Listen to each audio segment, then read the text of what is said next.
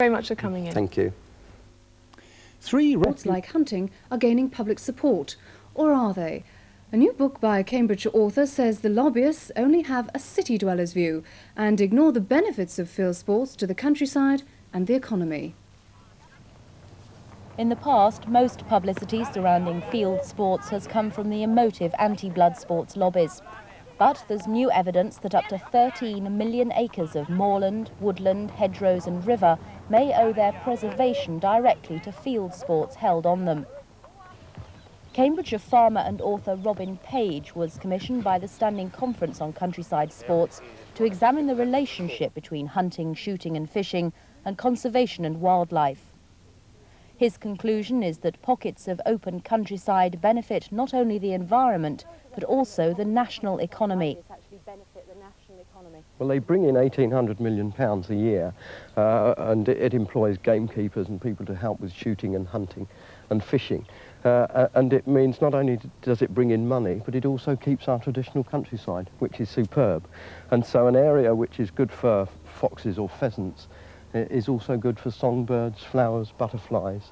And so there is this very important link which a lot of people don't realise and which is very important in a place like East Anglia. The book also examines the huge and growing gap between town and country, where urban views and values dominate and the countryside is ignored.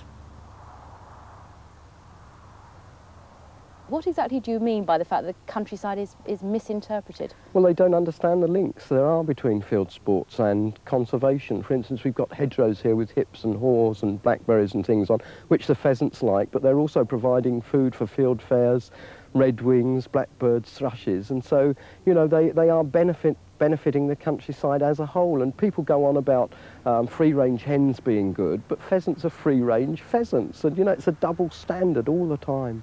The anti-blood sport lobby, though, would say that you could still achieve a wonderful countryside without field sports going on here. Well, you couldn't, you see, because you have to manage the landscape. And if the countryside went out of production, as they're saying some of it will, and you just left it, you would have a single habitat. But you want a varied one with coppices and hedges and meadows, and so you get more species and a more varied wildlife, and that's, they don't understand it.